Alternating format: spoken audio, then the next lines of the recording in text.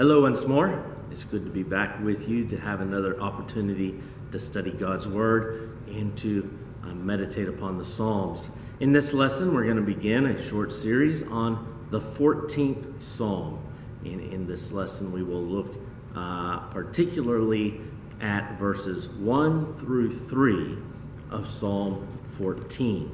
Let's begin, though, with a reading of the 14th Psalm. We are told that this is a Psalm of David. Verse 1. The fool says in his heart, "There is no God." They are corrupt. They do abominable deeds. There is none who does good. The Lord looks down from heaven on the children of man to see if there are any who understand, who seek after God. They have all turned aside. Together they have become corrupt.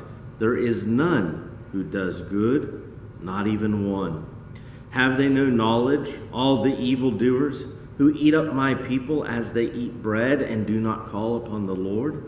They are in great terror, for God is with the generation of the righteous. You would shame the plans of the poor, but the Lord is his refuge. Oh, that salvation for Israel would come out of Zion. When the Lord restores the fortunes of his people, let Jacob rejoice, let Israel be glad. The 14th Psalm is a psalm about the foolishness of rejecting God, but also the wisdom of trusting in God.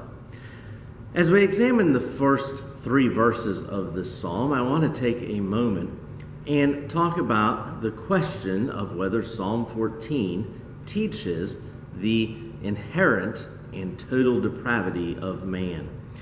Paul quotes this passage in Romans chapter 13, and as he does so in the context of the universality of sin. That is, all have sinned and fallen short of the glory of God. As Paul says in Romans chapter 3 and verse 23. And in Romans 3, verses 10 through 12, Paul quotes from the 14th Psalm as he is building the case for the sins of both the Jews and the Gentiles. The Calvinists in particular take this psalm and use it to suggest that when it says they have all turned aside, there is none who does good, that this is the Bible teaching the total and inherent depravity of man. But let's notice a couple of things about this and a suggestion for why this is not the case, that this is what the psalm is teaching. First of all, we must acknowledge that there is some poetical exaggeration in the psalm. And this is reflected in verses 3, 4, and 5. Verse 3 says, they have all turned aside. There is none who does good. And then verse 4 says, they have no knowledge, all the evildoers who eat up my people as they eat bread. If all, literally all, are doing evil, none is doing good, then who are the people of God who are being attacked? But notice verse 5. There they are in great terror. The they is those who are doing evil, for God is with the generation of the righteous. When we look at the first half of the psalm and the second half of the psalm teaches that there are those who are righteous, that there are those who God will save, there are those who belong to God. God is the God of the righteous. And so the rejection of God, while there is a universality of sin, that all have sinned, at the same time, this does not preclude the possibility of doing good. And in fact, this passage does not teach inherited depravity. It teaches just the opposite. It presents sin as a choice. Consider carefully the words of verse 3. They have all turned aside. To turn aside means that at some point you had to have been placed on the proper path. They have become corrupt. Not that they started corrupt, but they have become corrupt. There's none who does good. That is, goodness is a behavior. It's a choice. We cease to do good and we become corrupt. The turning aside away from God suggests that at one point all of us were in a proper relationship with God.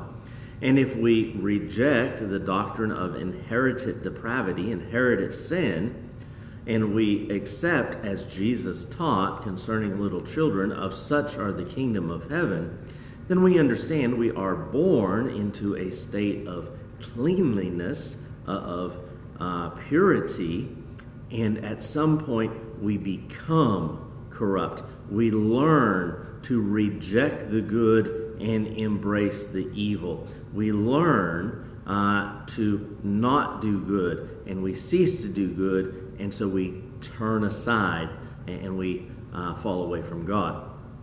Now, having said that, I want to present the first 3 verses as presenting a lesson about the foolish path of the world. The fool says in his heart, there is no God.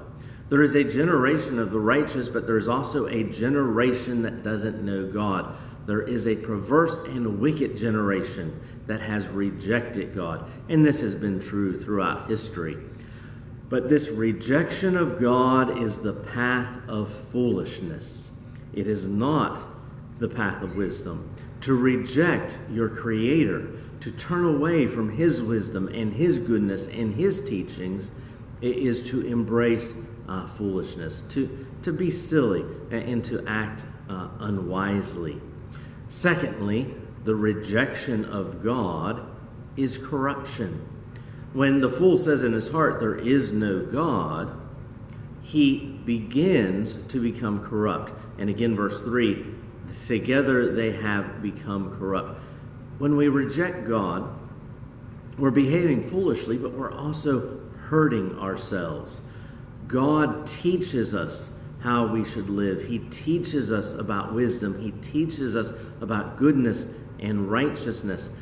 And He Himself is truth and goodness and righteous. God is love. And so when we reject God, we are rejecting righteousness, and we are rejecting love, and we are rejecting goodness. Now, the transition from purity to corruption is not generally instantaneous. A man may say, I reject God, and still in some fashion show love to others. He still understands the value of love. But the more he embraces that rejection of God, the less his love will shine. The weaker his love will become. As metal is tarnished by rust, so too our love is tarnished by a rejection of the author of love. And so slowly our rejection of God eats away at our values, it eats away at our morals, and we become corrupt. We are on a path of ignorance. Verse 2, the Lord looks down from heaven on the children of man to see if there are any who understand. God says, if you're going to boast, boast in this, that you know me, that you understand me. But more than just understanding God, an embrace of God, an embrace of the Creator, grants us a worldview which is in harmony with the truth. God did create the world. The world operates according to the laws that God gave it. And men, we will live best when we live according to the precepts of God. But when we reject God, we begin embracing ignorance. We have rejected the truth. Our worldview becomes askew. We look at things through a materialistic perspective, and we begin neglecting the truth of the spiritual. And men rejecting God and having a need for the spiritual begin creating all sorts of fanciful ideas and idols which they then bow down and worship. Men need a relationship with the divine. We crave the spiritual within ourselves. And that relationship with God, which he allows us, gives us real insight into the way things work. Fourth point, though, that David makes concerning the rejection of God, this is the path most chosen. Men in the world, by and large, have rejected God. Now, this does not mean, again, that men are born inherently corrupt, but it does mean that there is much truth in what Jesus says concerning the two paths that men must follow. Jesus advises us, enter by the narrow gate, because there is a broad path, an easy path that leads to destruction, and many there are who go therein. But the gate into life is narrow, and the path is at times difficult, and there are few who find it. It has always been true that those who are faithful to God are in the minority.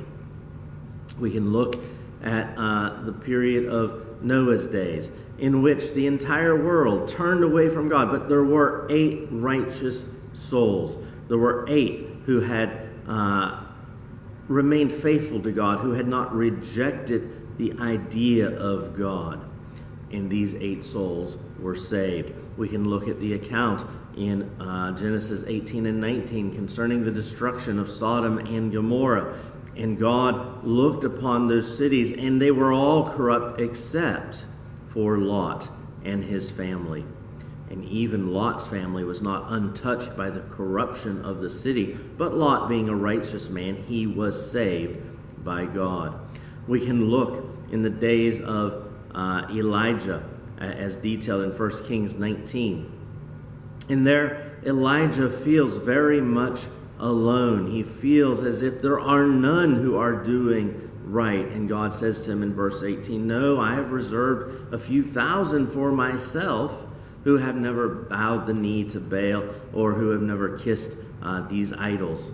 Now, those thousands, while a number greater than 0, were still a relatively small minority in a country with tens and hundreds of thousands. God's people have always been in the minority. Now, the path of the world is a path of foolishness. It is a path that leads to destruction. And when we look in verse 5, we're going to see that the path of the world is a path of fear. We'll talk more about that in the next lesson, perhaps.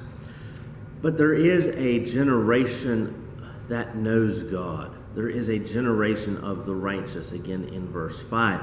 And if we still remain just in the first 3 verses, we might make a few points about this generation. First of all, those who have faith in God, who know there is a God, they're on the path of wisdom. Second, because they are not allowing themselves to become corrupted through the departure from God, they're on the path of righteousness. They're going to make better choices because they're listening to the one in whom they believe. The path of God, the faith in God, or the path of faith in God, is a path of knowledge and a path of right understanding. There are many worldviews in the world coloring the way that people interpret information. All men have a worldview of one sort or another. That worldview which says there is a creator, he is God, he has sent his son to die for us on the cross, that is the path of knowledge and right understanding. And then, fourthly, it is a lonely path. We must never underestimate the truth of this, that when we look around the world, most of the world has rejected God. And those who believe in God must be willing to be in the minority, understanding that only through faith in God is there going to be salvation. And it doesn't matter how many follow the other path, that narrow path, with the narrow gate and the difficult way which few find, that is the path that leads to life. I hope that this brief overview and discussion of the first 3 verses of Psalms 14 has been of some benefit to you and given you some things to think about. Until our next time together, you have a great day, and God bless you.